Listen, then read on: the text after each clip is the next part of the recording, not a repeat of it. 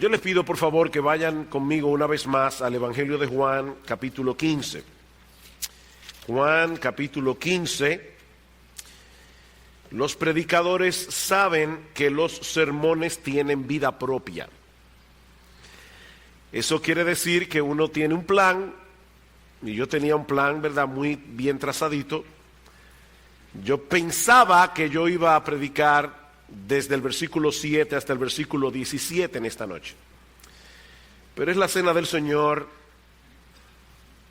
debe haber tiempo para tomar la cena, y por varias otras razones yo decidí finalmente quedarme en el versículo 11. Y este pasaje, versículo 12 al 17, que en cierto modo forman una unidad en sí misma, donde el Señor nos habla del amor que debemos tener los unos por los otros, ya va a ser expuesto cuando yo regrese al púlpito. Así que les pido que vuelvan a Juan 15 y lean conmigo los versículos 7 al 11. Si permanecéis en mí y mis palabras permanecen en vosotros, pedid todo lo que queréis y os será hecho. En esto es glorificado mi Padre, en que llevéis mucho fruto y seáis así mis discípulos. Como el Padre me ha amado, así también yo os he amado. Permaneced en mi amor. Si guardareis mis mandamientos, permaneceréis en mi amor, así como yo he guardado los mandamientos de mi Padre y permanezco en su amor. Estas cosas os he hablado para que mi gozo esté en vosotros y vuestro gozo sea cumplido, vuestro gozo sea completo. Esta es la tercera vez que nos detenemos a considerar este pasaje en nuestra serie de exposiciones en el discurso del aposento alto. Y tal como decíamos esta mañana, yo siento de verdad, de corazón, que apenas hemos podido rasgar su superficie. Dentro de unas pocas horas el Señor sería arrestado por los líderes religiosos de Israel, condenado a morir en una cruz. De manera que el Señor sabe que le queda poco tiempo para impartir sus últimas enseñanzas a sus discípulos. Estos hombres que por más de 3 años habían vivido en cierto modo a la sombra de Jesús, dentro de poco saldrían a la luz pública para llevar adelante su obra en la tierra. A ellos les tocaba ahora ser los líderes de la iglesia, ser los pastores, ser los maestros, ser los evangelistas. Pero el Señor les hace ver que había un requisito fundamental para hacer un trabajo efectivo en la expansión de su reino y en la edificación de su iglesia. Ellos debían permanecer en Él. Y yo espero, mis hermanos, que hasta aquí todos tengamos una idea más clara de lo que eso significa.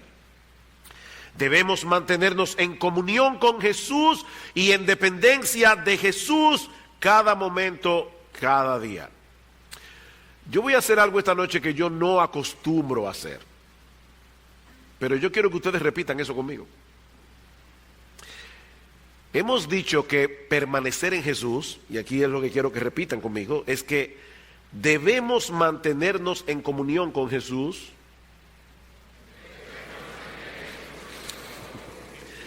y en dependencia de Jesús cada momento, cada día. Eso es lo que significa permanecer en Cristo. Lo que yo quiero que veamos ahora en estos versículos 7 al 11 es cómo luce una persona que vive así. ¿Cómo luce una persona que vive cerca del Señor, teniendo comunión con Él, a pesar de sus imperfecciones? Una persona que depende continuamente del Señor. O si quieren ponerlo de otro modo, lo que vamos a ver en esta tarde es el resultado de permanecer en Cristo, o los frutos concretos que nosotros podemos esperar de ese tipo de persona.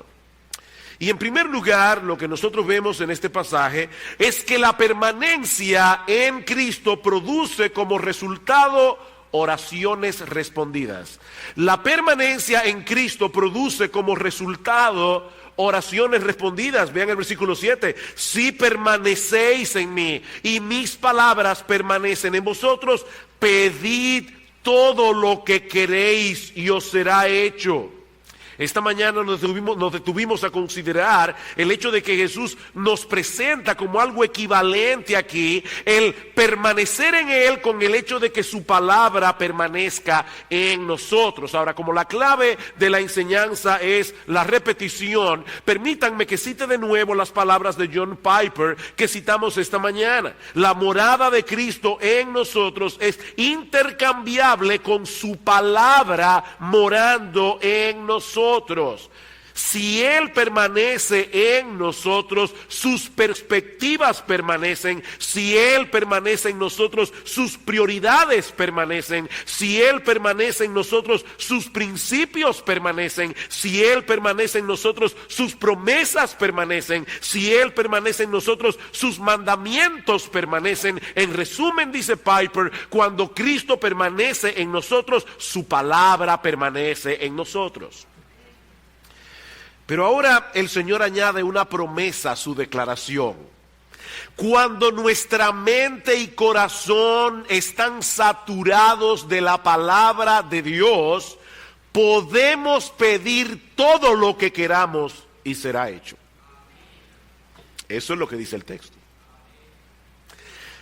Este versículo ha sido sumamente abusado, sobre todo por los charlatanes predicadores del evangelio de la prosperidad. Y si alguien se siente ofendido por la palabra charlatán, esa es la palabra griega que aparece en 2 Corintios capítulo 2 versículo 17, cuando Pablo dice: no somos como muchos que medran falsificando la palabra de Dios, sino que con sinceridad, como de parte de Dios y delante de Dios, hablamos en Cristo. La palabra griega que Pablo usa allí se puede traducir literalmente mercachifle, pero como esa palabra no es de uso común en el día de hoy, mercachifle y charlatán son sinónimos. Así que yo no estoy haciendo nada que Pablo no haya hecho. Entonces, yo creo que ese texto le pega perfectamente a los predicadores del evangelio de la prosperidad. Y este versículo ha sido muy usado por estos charlatanes para promover el evangelio de la prosperidad.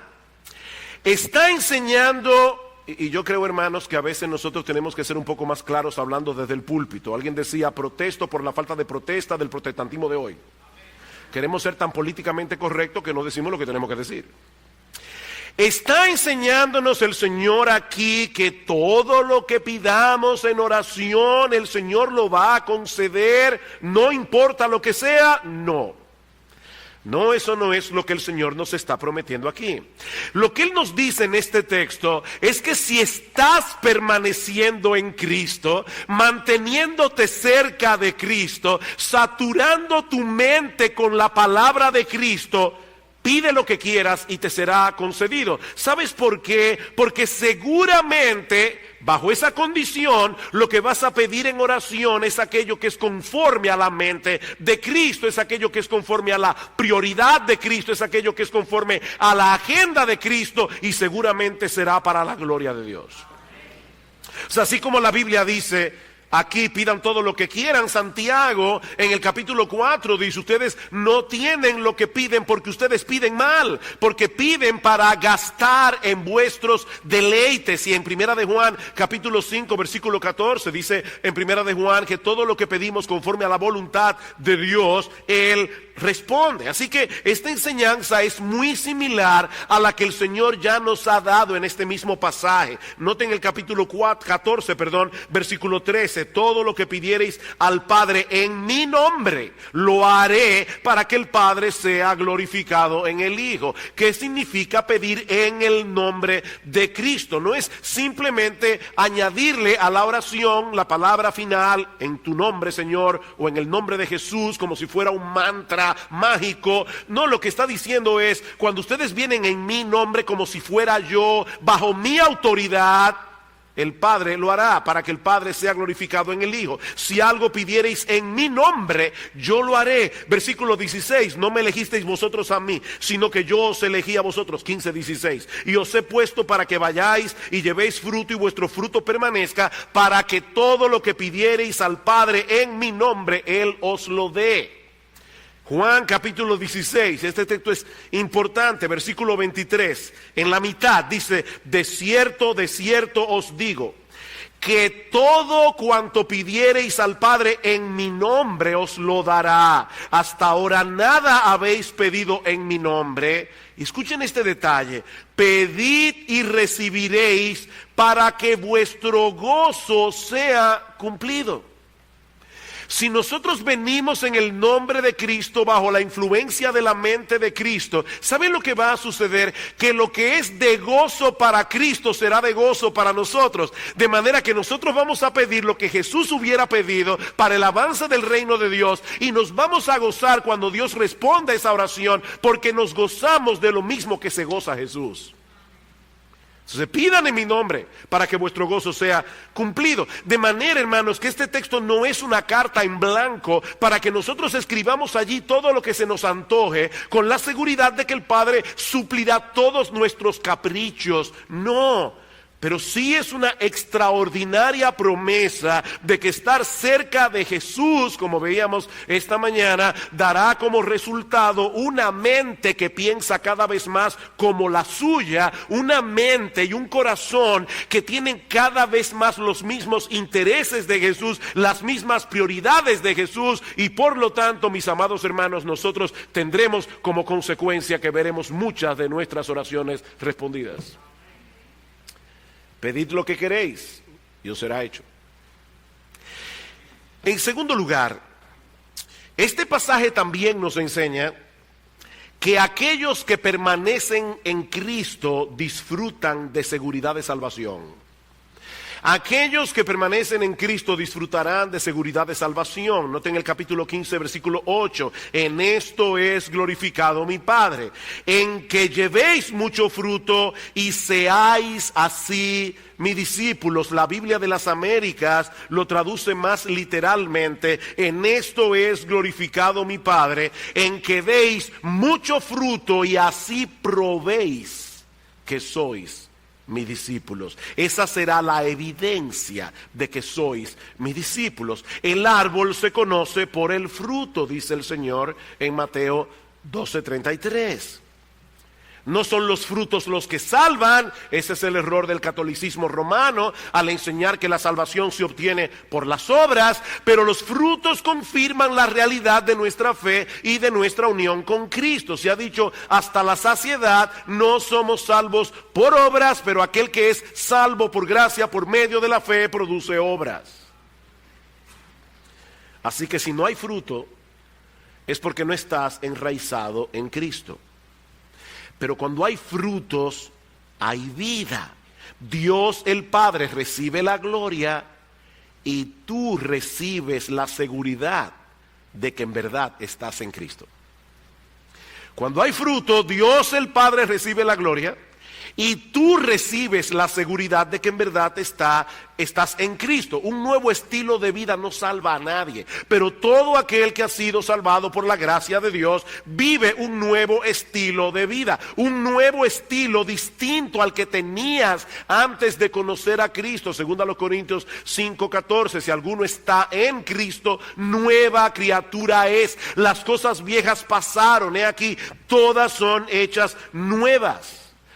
Los verdaderos creyentes no viven vidas perfectas y sin pecado, pero todo verdadero creyente debe poder mostrar en su vida los rasgos de una transformación real, que evidencian un cambio que no puede ser explicado en términos naturales. Es decir, no es un mero adesentamiento, es un cambio del corazón. Y en la misma medida en que eso ocurre, mis hermanos, en esa misma medida los creyentes experimentan seguridad de salvación. Eso es lo que nos enseña Primera de Juan todo el tiempo. Dice: yo les escribo esto porque yo quiero que ustedes sepan que tienen vida eterna. ¿Y cómo sabemos que tenemos vida eterna? Por los frutos de un verdadero creyente: el amor, la justicia, la obediencia. Ahora, es importante señalar aquí, mis amados hermanos, que estar seguros de ser salvo no es un requisito para ser salvo. Experimentar seguridad de salvación no es un requisito para ser salvo. Hay hermanos creyentes, genuinos, sinceros, que lamentablemente no experimentan seguridad de salvación, probablemente por una mala enseñanza. Creen que la salvación se puede perder, y eso es penoso. Muchos van a llegar al cielo sin estar seguros, y muchos que están seguros no van a llegar al cielo. Ahora bien, es una tremenda bendición cuando los creyentes pueden decir como Pablo en 2 Timoteo capítulo 1 versículo 12, yo sé a quién he creído y yo estoy seguro de que Él es poderoso para guardar mi depósito para aquel día. Y en ese contexto Pablo está hablando de sus sufrimientos. Y él está diciendo allí, dice, yo padezco todas estas cosas, pero yo no me avergüenzo. Yo no me avergüenzo de mis padecimientos, yo no me avergüenzo de mis prisiones. ¿Saben por qué? Porque yo estoy seguro, yo sé a quién he creído. Ahora, ¿cómo un creyente puede soportar las aflicciones que vienen a nuestras vidas? ¿Cómo nosotros podemos enfrentar el aborrecimiento del mundo, la animadversión del mundo, si nosotros no estamos seguros de que terminaremos en el cielo? La seguridad de salvación es un combustible para el creyente. La seguridad de salvación energiza al creyente para actuar, porque él está seguro de que aquel que está en los cielos es poderoso para guardar su depósito para aquel día. En tercer lugar, la permanencia en Cristo también produce como resultado, y aquí yo quiero detenerme con calma, produce como resultado una experiencia más profunda y permanente del amor de Dios. La permanencia en Cristo produce como resultado una experiencia más profunda y permanente del amor de Dios. Vean el versículo 9. Como el Padre me ha amado, así también yo os he amado, permaneced en mi amor. Antes de seguir adelante, hermanos, alguien decía, y yo estoy completamente de acuerdo, que si esa declaración no estuviera en la Biblia sería muy difícil de creer. ¿Ustedes leyeron lo que Jesús está diciendo allí? Mis hermanos, el amor del Padre por el Hijo es un amor eterno, inmutable, inmensurable y absolutamente incomprensible. Cuando el Señor Jesucristo descendió a las aguas del Jordán en el bautismo, dice que vino una voz del cielo que decía, este es mi Hijo amado, en quien tengo complacencia. Y en el monte de la transfiguración, el Padre viene en una nube y dice, este es mi Hijo amado, a Él oíd. El amor que existe entre el Padre y el Hijo es un amor que nosotros no podemos medir, es un amor que no podemos comprender. Y ahora Jesús nos dice que Él nos ama con esa misma clase de amor. ¿Lo leyeron? Versículo 9. Como el Padre me ha amado, así también yo os he amado. Así también yo os he amado con esa misma clase de amor. Y ahora dice, permanezcan en mi amor. No en nuestro amor por Él, aunque eso obviamente está implicado, sino en su amor por nosotros. Yo os he amado como el Padre me ama, permanezcan en mi amor. Aférrense con todas sus fuerzas al amor con que yo los amo. Vivan conscientemente a la luz de ese amor todo el tiempo, sin importar las circunstancias. En la carta de Judas, en el versículo 21, dice algo similar, aunque usando otra fraseología, dice, conservaos en el amor de Dios.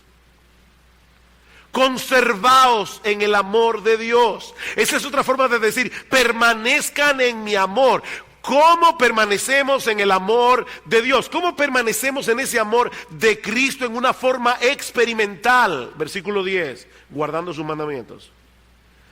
Si guardareis mis mandamientos, permaneceréis en mi amor, así como yo he guardado los mandamientos de mi Padre y permanezco en su amor. Por eso les decía, yo tengo que elaborar esto, porque hay una tremenda verdad encerrada en este pasaje que no siempre entendemos. La semana pasada nosotros decíamos que lo que nos ha tomado a nosotros varias semanas estudiar, los discípulos lo escucharon de un tirón, en unas pocas horas. Así que no hacía mucho tiempo que ellos habían escuchado decir al Señor en Juan capítulo 14, versículo 15, si me amáis, guardaréis mis mandamientos. Recuerden que esa es la traducción literal. Si me amáis, guardaréis mis mandamientos. Y luego en el versículo 21, el que tiene mis mandamientos y los guarda, ese es el que me ama. ¿Y qué pasa con aquel que me ama? Que será amado por mi Padre, y yo le amaré y me manifestaré a él. Otra vez, versículo 23, el que me ama, mi palabra guardará. Y ahora nos dice en el 15:10, si guardareis mis mandamientos, permaneceréis en mi amor. Y un poco más adelante en el versículo 14, vosotros sois mis amigos si hacéis lo que yo os mando. En pocos minutos, hermanos, es obvio que el Señor quería que ellos entendieran algo, y es que existe una relación directa entre nuestro amor a Dios y nuestra obediencia a sus mandamientos.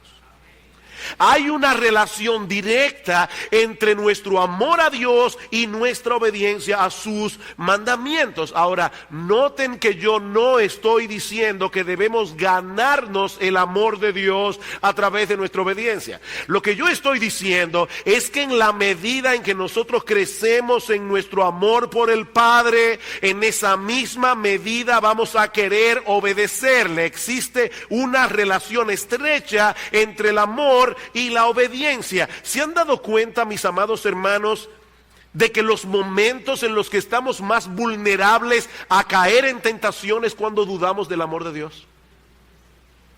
Hay una relación. A yo entender que Dios me ama con un amor tan grande y mi deseo de obedecerle. De la misma manera hay una relación directa a dudar del amor de Dios y estar vulnerable a caer en cualquier tentación. Cuando no nos aferramos al hecho de que Dios nos ama con un amor inalterable independientemente de las circunstancias, nuestros corazones no se quedan en neutro, sino que buscamos la manera de experimentar esa satisfacción que deberíamos derivar del amor de Dios en otra cosa. Cuando nosotros comenzamos a dudar del amor de Dios, nos tomamos pena a nosotros mismos. Y cuando nosotros sentimos pena por nosotros mismos, porque no nos sentimos amados, entonces creemos que tenemos derecho a darnos ciertas satisfacciones, aunque no sean legítimas desde el punto de vista de Dios. Hay una relación directa entre sentirse amado por Dios y querer obedecer a Dios. Y hay una relación directa entre sentirse no amado por Dios y pecar. Por eso es que Cristo dice, manténganse en mi amor, consérvense en mi amor. Es así como funciona la idolatría. Tan pronto nosotros desplazamos a Dios del centro de nuestras vidas, nos colocamos en una situación vulnerable contra las seducciones del mundo. De manera que el hecho de estar seguros en el amor de Dios es un combustible para la obediencia. A la vez que esa misma obediencia nos coloca en la posición de experimentar más profundamente el amor de Dios. Yo necesito que ustedes entiendan esto, y yo quiero estar seguro de que lo estoy explicando bien. Oigan lo que yo estoy diciendo. Cuando yo me siento amado por Dios, cuando yo sé y descanso en el hecho incontrovertible de que Dios me ha amado, eso es un combustible para yo obedecer a Dios. Y cuando yo estoy andando en obediencia a Dios, ¿saben cuál es el resultado? Que yo tengo una experiencia más profunda de su amor. Yo soy más capaz, experimentalmente hablando, de disfrutar y deleitarme en los beneficios del amor de Dios. Esta mañana nosotros comparábamos la relación que tenemos con el Señor con la relación matrimonial, y es una comparación que la misma Biblia usa en varias ocasiones. Si yo trato de agradar a mi esposa o ella trata de agradarme a mí, no es para ganarnos el amor del uno por el otro, y mucho menos para chantajearnos ni para manipularnos. En otras palabras, la idea no es yo debo tratarla bien para que ella quiera seguir conmigo y me trate bien. No. Pero, mis amados hermanos, es indudable que la forma como los esposos nos tratamos el uno con el otro repercutirá directamente en la calidad de nuestra relación, ¿no es así? Hay un pasaje de las Escrituras que puede ayudarnos a comprender a qué se refiere el Señor aquí. Vayan conmigo una vez más al capítulo 3 de Efesios que leímos en la lectura continuada de la palabra esta noche. Efesios capítulo 3.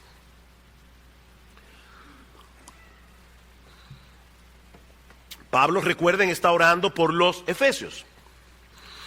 ¿Y qué le pide Pablo al Señor por los efesios? Versículo 16. Que os dé, conforme a las riquezas de su gloria, el ser fortalecidos con poder en el hombre interior por su espíritu. ¿Para qué? Para que habite Cristo por la fe en vuestros corazones. Pastor, pero ya nosotros hemos visto en el mismo texto de Juan que ya el Señor habita en mi corazón. El Señor mora en el corazón del creyente, ¿no es así? ¿Qué es lo que Pablo está diciendo aquí? El verbo griego que Reina Valera traduce como habitar, da la idea de morar en un lugar confortablemente. Hacer de ese lugar nuestro hogar. Perdónenme, mis hermanos, que yo vuelva a usar otra vez un ejemplo del matrimonio. Pero no sé si es que porque estoy de aniversario el mes que viene, pero me viene a la mente. Gracias. Cuando mi esposa y yo nos casamos, nos fuimos a vivir a Puerto Plata, a comenzar una obra allí. Y nos tuvimos que mudar en una casa bastante vieja, de madera, de estilo victoriano. Yo recuerdo perfectamente cómo se oían los ratones subiendo por las paredes. Era una casa bastante vieja. El asunto es que yo tenía 22, Gloria 21. Yo me voy a Puerto Plata un mes antes para pintar la casa, por lo menos que se viera un poquito más aceptable. Nos casamos y nos fuimos a vivir a Puerto Plata.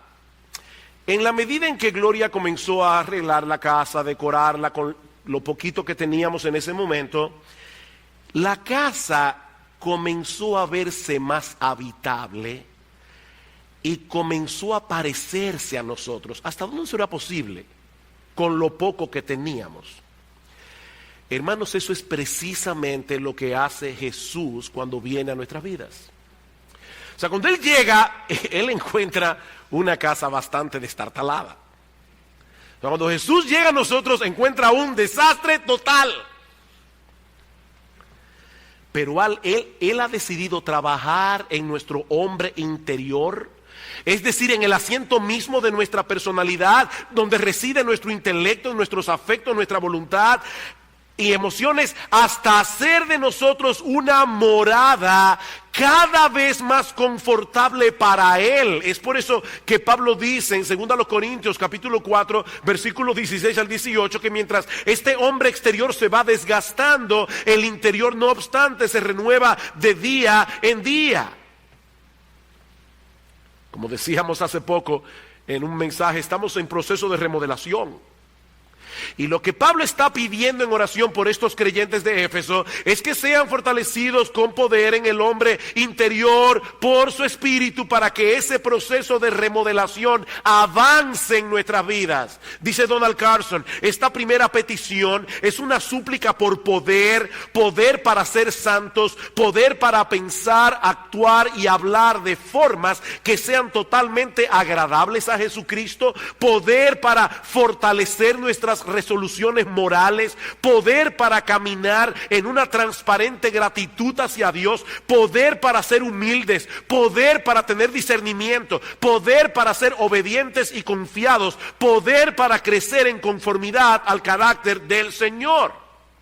Y esa es la petición que nosotros deberíamos traer continuamente delante del Señor. Ahora, pero escuchen lo que sigue diciendo Pablo. Dice, yo le pido a Dios que los fortalezca en el hombre interior por su espíritu, para que habite Cristo por la fe en vuestros corazones, a fin de que arraigados y cimentados en amor, seáis plenamente capaces de comprender con todos los santos cuál sea la longitud, la profundidad y la altura, y de conocer el amor de Cristo que excede a todo conocimiento, para que seáis llenos de toda la plenitud de Dios. Hermanos, ¿qué es lo que Pablo está pidiendo aquí?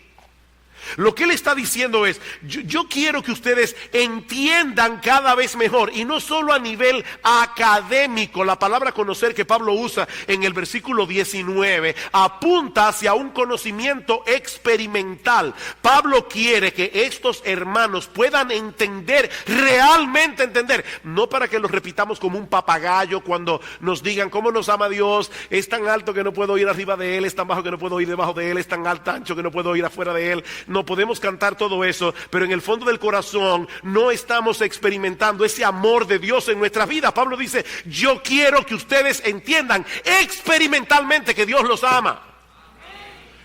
Que ustedes puedan descansar en ese amor, no como una declaración intelectual, no como una declaración académica. Él pide a Dios en oración que ellos sean capaces de experimentar el amor de Dios en sus vidas cada vez más abundantemente, aunque el mundo a su alrededor se esté cayendo en pedazos.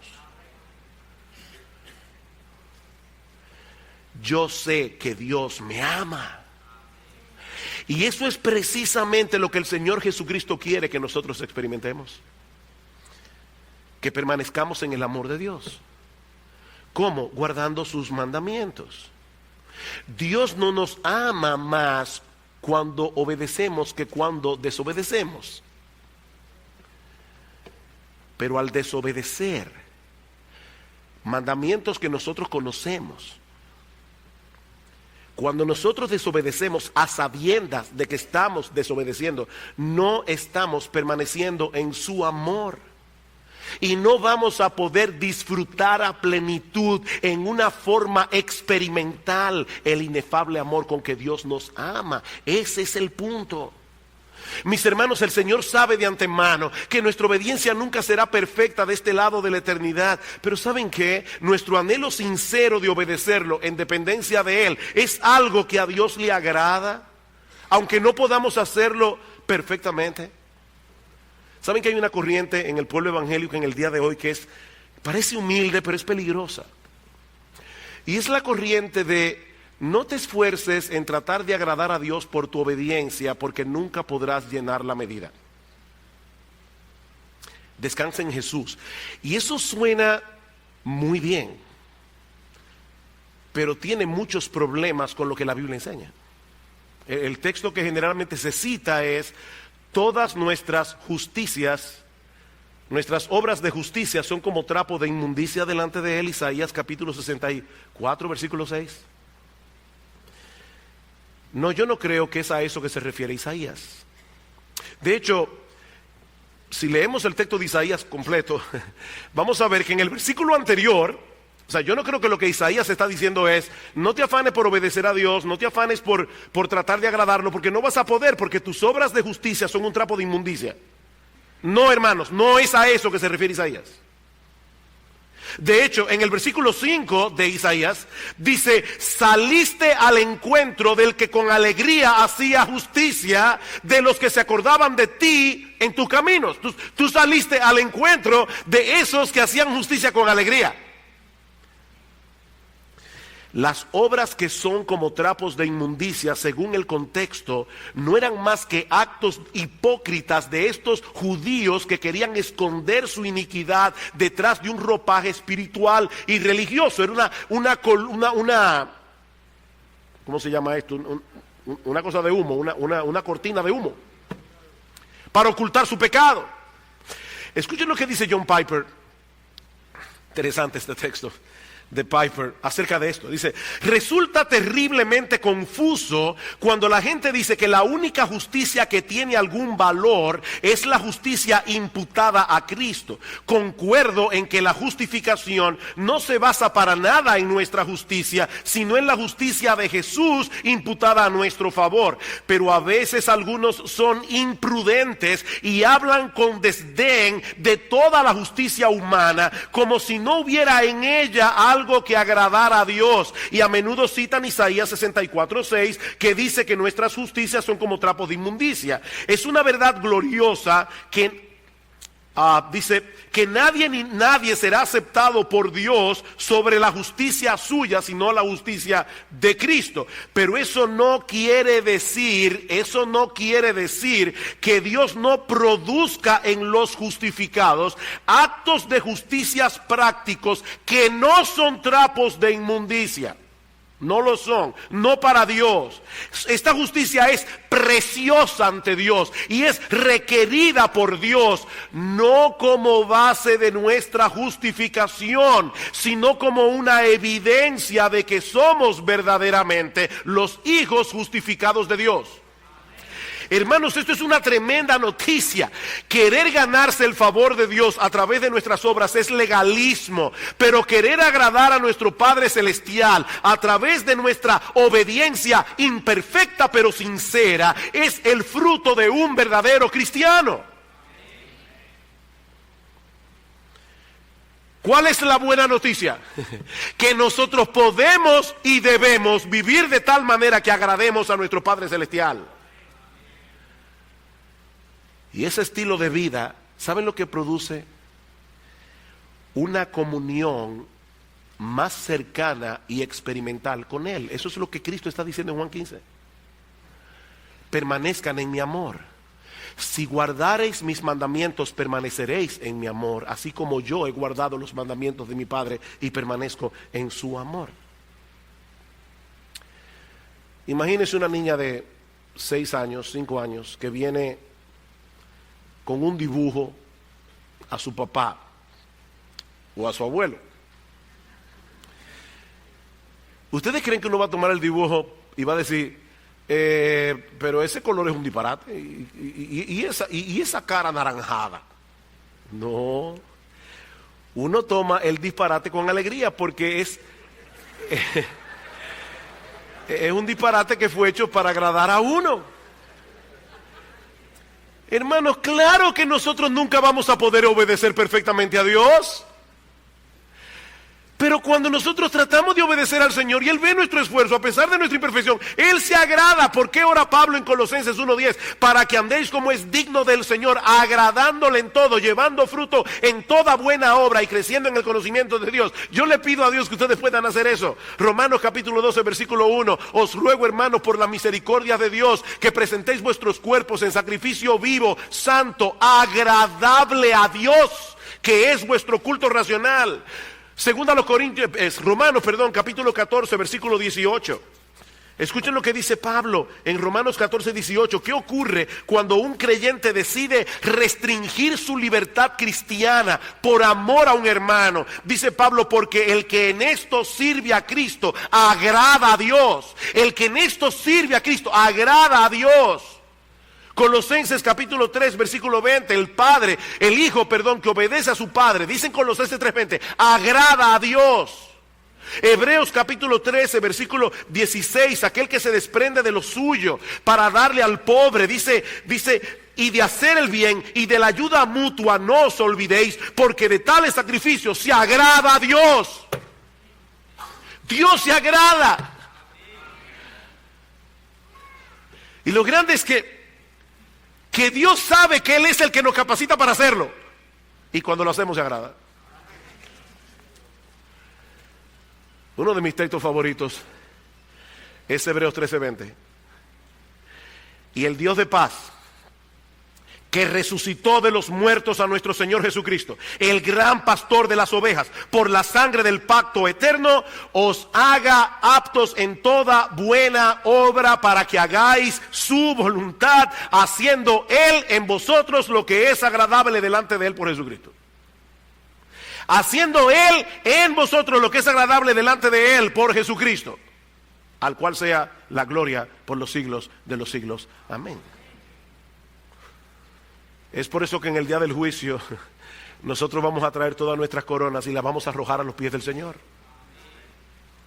Y le vamos a decir, Señor, si algo hice imperfectamente, pero lo poquito que pude hacer fue por ti, por lo tanto eres tú que mereces la gloria.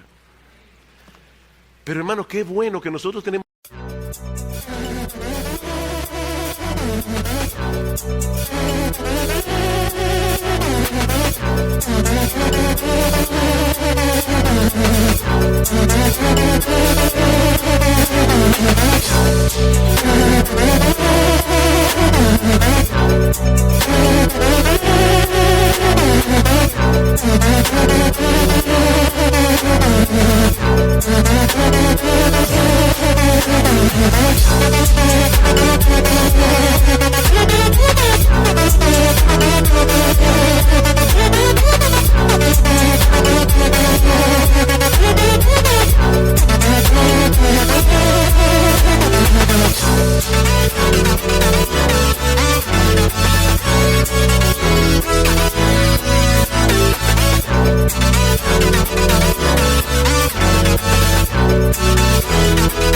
un padre al que podemos agradar. Hay padres que son imposibles de agradar, que no importa lo que el muchacho haga, nunca lo pueden agradar. Nuestro Dios, que es perfecto, no es así. Él toma nuestro dibujito y nos dice: bien, mi hijo, me gozo en tu deseo de agradarme, me gozo en eso. Y eso acrecienta nuestra comunión experimental con Dios. Permanezcan en mi amor, así como yo he guardado los mandamientos de mi Padre y permanezco en su amor.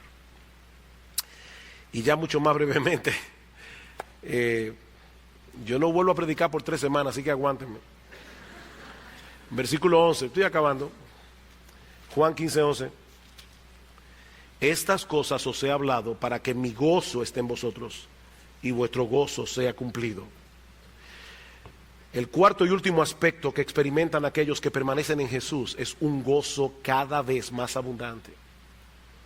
Un gozo cada vez más abundante. No es un gozo similar al de Cristo, es el mismo gozo de Cristo siendo experimentado en nuestros corazones. Su gozo viene a ser nuestro gozo. Y así nuestro gozo viene a ser un gozo completo, independientemente de las circunstancias de nuestras vidas. Ahora, hermanos, no se olviden que el Señor Jesús sabía que Él iba a ser crucificado unas horas más tarde. Él sabía que Él iba a ser crucificado. Pero aún en medio de esas circunstancias tan oscuras, Jesús estaba experimentando el gozo de saber que Él estaba haciendo la voluntad de su Padre. ¿Qué dice en el capítulo 14, versículo 31? Mas para que el mundo conozca que amo al Padre, y como el Padre me mandó, así hago. Yo quiero que el mundo conozca que yo amo al Padre, y el Padre me mandó que muriera en la cruz. Y yo voy resuelto con gozo a morir, porque yo quiero hacer la voluntad de mi Padre.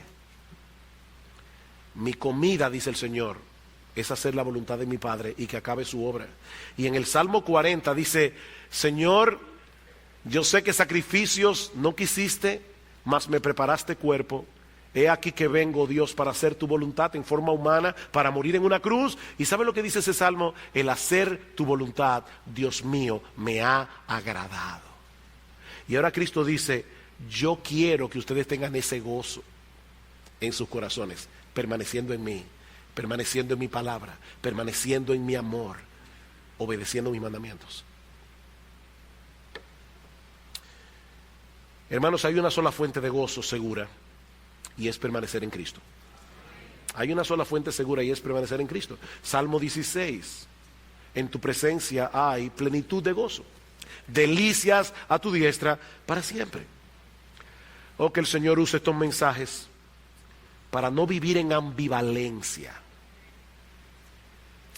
Que salgamos de este lugar comprometidos de corazón con permanecer en Jesús. Y si acaso percibimos en el día de hoy, con lo que se habló esta mañana, con lo que se habló esta tarde, que hemos estado lejos de Él, hermanos, qué mejor momento que la Santa Cena para renovar nuestros votos de amor por Cristo. Y poder decirle allí: Señor, yo sé que yo no he estado andando cerca de ti, yo sé, Señor, que te he descuidado. Pero este pan que representa tu cuerpo, este vino que representa tu sangre, me recuerda que tú pagaste en la cruz del Calvario por todos mis pecados, incluyendo mi apatía, incluyendo mi falta de amor, incluyendo mi falta de pasión por Cristo. Heme aquí, Señor, perdóname y ayúdame a renovar mis votos de amor contigo. Ayúdame, Señor, a seguir gozándome en ti, a seguir viviendo al lado tuyo, en una comunión cercana, íntima, dulce, deleitosa. Aprovechemos este momento, hermanos, para acercarnos a nuestro bendito Señor y Salvador.